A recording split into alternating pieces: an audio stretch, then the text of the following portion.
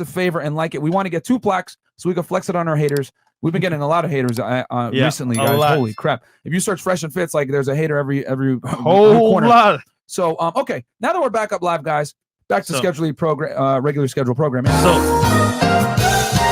once again, ladies, it's your turn to ask questions. Dating, lifestyle, sex, whatever. But we were talking about the idealistic. Oh, you want to go out there? Oh yeah. So yeah, my stance is women love opportunistically, men love idealistically. Like a man loves a woman for who she is, versus a woman loves a man for what he provides. And what I was going to say was like the metrics of marriage weigh heavily on what the man provides. And shout out to Leon, by the way, new member. Thank you, Leon. Thank you, Leon, for joining in. I mean, do you disagree or I mean? Oh, no, I was just saying that you were saying that like for women, marriage is a business. I believe you said. They look at it fairly pragmatic compared to men. And that men are like just so innocently looking for you only were making love an and argument. marriage. You were making an argument about old men and young women before we died out. Oh yeah, but I just want to say that I understand what you're saying, and that there's definitely truth to what you're saying. I just think you're overgeneralizing all women when you say that, because I just think, how many happy couples have you met that it's obvious that the women are equally as in love with the man as like the man is with them, Yeah, but what I'm trying to tell you is that they love differently. Mm-hmm. The argument isn't that they love each other equally or don't love each other equally. The difference is that the woman loves the man for different reasons than he loves her. And then what you're saying is your experience. So we have facts and data to prove that this is what's happening. And you're saying, in my experience, I feel like. Thing is, there's 2 different scenarios here. One is why a guy loves you, and one is why a girl loves you. So we're just saying from the guy's standpoint, here's why he loves you. The man loves the woman for far different reasons than a woman loves the man. Yeah. And you're saying that those are all monetary, but they don't have anything to do with love. It's what you can offer. Monetary, basically. yeah. That's what you're saying. It could be lifestyle, it could be like money, it could be emotional. All that stuff plays into like what a girl really wants. The man's ability to provide security is a very heavy factor in that woman's decision to take the man seriously within the confinements of a marriage, whereas the man does not look for those same traits in the woman for security. Therefore, by default, we love differently. I mean, I think a man should be looking for, I think a man should want to be with someone that's on their level as well. But okay, we could say should, would, and whatever, but we're talking about. I think some men do though. I don't think you just mentioned earlier that rich men are going after young 21-year-olds. Yeah, there's both. There's a lot of both on both sides. I'm not saying that there's none on each side. There's both.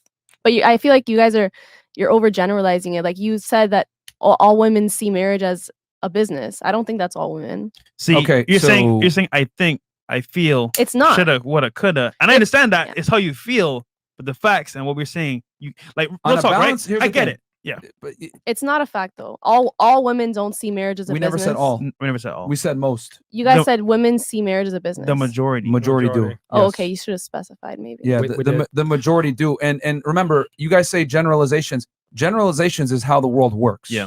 Like we operate on probabilities and not possibilities. You're talking about, well, I've seen it before where they love each other idealistically. That's a possibility, but we advise men on the podcast, hey, you need to operate in reality, which means you need to operate on probabilities. The probability that you deal with a woman and she wants to marry you is going to weigh heavily in your ability to provide resources, security, and stability. Women marry for stability. Men typically marry for access to sex. Yep.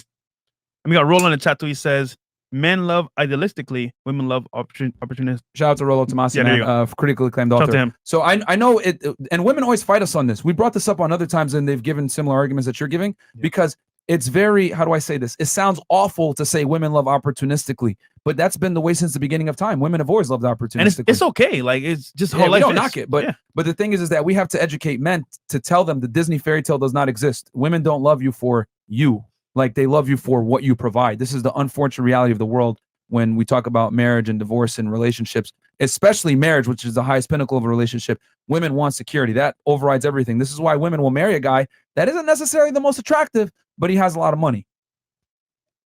And then when they sign the papers, they list the reason why they divorce the male. What do you say? Sorry? I said when they sign the papers, they list the reason why they divorce the male, like because he's not making enough money or something like that. So agree, disagree. Sign papers? Like what papers? You mean the prenup, Chris? Statistics? Is that what you're talking about? Or divorce papers? Yeah, divorce. Okay. You're saying like when the reason for divorce is kind of like monetary, you said? Yep. Yeah. I mean, it's one of the largest contributing factors to divorce is financial. But what I'm trying to say is that, and women initiate the divorce. But if the woman lost her job, men aren't going to be as likely to divorce. I mean, there's a lot of factors that go into divorce, and I think like I said, there's not really an accurate way to measure that. I mean, it's accurate to a certain point because I mean, there's so many factors that go into everyone's marriage, so you never really know. But we're telling you, we have the stats. It's monetary. 99% of it's monetary reasons is the largest contributing factor to why people divorce. If you just Google that, it Okay. comes up. We have like there's divorce statistics. Like this is Yeah. all tracked and monitored. Fox News, CNN. Yeah, it's- like it's this is all there. all Yeah, but tracked and monitored. okay, when you say monetary though, do you mean like monetary having to do with the man's monetary situation? I mean, Typically, their yes. situation as a family, what they're going through. There's like so many different factors. You know, when you say Typically- monetary, it's like- Typically, yes, because once you cross $250,000 income per year, divorce rates drop significantly. But underneath, they're still fairly high, over 50% divorce rate. well, yeah, when you under- have more money as a family, you have a lot less to struggle with as well. that proves my Yeah. point. That finances are Monetary. a large It's a portion of huge why people component. divorce, and it's the women initiating the divorce. So let's just use deductive reasoning here. If there's 50% divorce rate, and most of the divorces come from financial situations, right? Monetary issues, and the women initiate 80% of the divorces, what does that lead us to? Also, The conclusion. you don't think that like most men don't eat, like if a woman wants a divorce, a lot of times men don't want to go through with the divorce because they know that they're gonna have to give up a lot of their money. Exactly. Yeah. That's our point. So for men, it's like I said before, it's a partnership, but one-sided. Women treat it as a business. That's so, what so they can leave at any point and win. If a guy does that, he's out of money, out of luck. yeah. So that's why men don't really divorce. They just stay in for the long haul, and hopefully they don't get divorced. Yeah, even if the woman's unhappy, even if he's unhappy, yeah. But why is that though? A lot of different factors. People get divorced for a lot of reasons. I don't know. But the majority is monetary. Okay, but I'm saying like there's so many other factors that go into monetary. There's a lot of different, like, but the point is that those it's not always like factors- you're not making enough money, I'm gonna divorce you. Like it's not like that. I don't know. I mean, The other from- factors are like I'm saying, insignificant. The other factors that you might be mentioning, maybe he doesn't put down the toilet seat. Maybe he's an asshole. Whatever it is, these are insignificant, statistically insignificant factors. Is the point I'm trying to make? Like what you're mentioning are insignificant to the overall concept of what's going on here. And no offense, but a lot of women tend to go off of exceptions to the rule and possibilities. We operate on probabilities. And what is the major problem? Well, the major problem is 80% of divorces are initiated by women from financial situations. And that goes back to what we were saying. Women love opportunistically with men. There's a reason why if a man earns a certain amount of money, $250,000 or above tends to be the mark. And or if the man's a millionaire, divorce rates plummet because security is there and there's no longer a need to divorce. And the things you're mentioning, yes, they can arise to cause divorce. But the higher money you make, the more women overlook. Say, you know what? Is it worth me leaving this guy? Probably not. So that's what we're saying basically. okay, I understand. Yeah, I understand what you're saying. Yeah. Yeah, I mean, you don't have to like it, but that is the truth. Anything else, ladies? Yeah. Any questions or anything? Oh, what? You got something on the chat? I mean, I would never divorce my husband because he lost his job. I mean, I've met a lot of couples and a lot of marriages where someone has lost a job, especially in this pandemic, and they've just made it through. They've toughed it out, and like they've supported each other throughout it. Mhm. But definitely, you have to want to work. Would it be fair to say that we can all say 20/20 hindsight? I would never divorce my husband if he lost his job, but if the push came to shove and you were in that situation, you might think differently. No, I mean, as long as my husband's looking for a job and he's trying his best and he's doing what he has to do. I mean, I make enough money that I can support me and him. I'm not gonna have a problem with that. Do you know how many couples got divorced and broken up over this pandemic? And the cheating has gone way up. Look at Ashley Madison. They did No, a I study. believe you. I believe you. But So also, that Shout to OnlyFans. That small minority of people that stay together is very small. The huge vast majority. a lot of couples stay together though.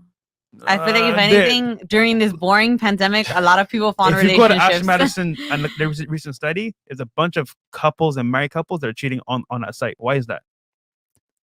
Most Many women would not reasons. be. I don't know. Here's the reality: most women would not be okay taking over the breadwinning. Yeah. If they were normally in a position where the But if husband you was a love them, you breadwinner, would. If you're in love with that person, you would be okay. You with might, supporting your person. but for how long though? That's the thing. Like, So this is whatever back. time it took, because if I loved someone, I'm a ride or die. I'll be there till the end. Oh, here Like we I go. will literally. love got to do guys, it. listen. And here's the thing. No, this is fantastic.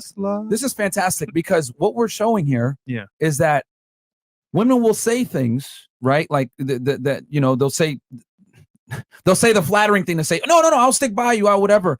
But in the situation, though, if the situation came, guys, women are not going to sit there and provide for you long term. It's always temporary, especially if the guy was a breadwinner for you, he was making $1 million a year, let's say, and he was taking care of you. You made, let's say, $100,000 a year. You get to use a certain lifestyle. Yep. Then he loses his job. Now you have to provide for you and him. You're telling me you would stick around? That ain't easy. Maybe for a month or two, but no, that's cap. And that's why we have to tell guys the truth, because if we listen to what women say, guys are going to think she'll love me idealistically. She'll stick by me through thick and thin, ride or die. No, it's ride or die as long as you continue to provide value and maintain. That's the reality. That's how women operate. There's a reason why women get over breakups far faster than men do. You know what I'm saying? Way faster, because women have to be able to learn how to acquiesce to the new leader quickly. Since the beginning of time, Genghis Khan run around killing people and all that. They took the women and children. And what did the women have to learn? Oh, well, we got new conquerors. It's either I die or we accept the fate and move with these new conquerors. You gotta adapt. And they moved on to the stronger male. It's only in modern day times where women are able to exist without the provisioning of a man that they can say things like this.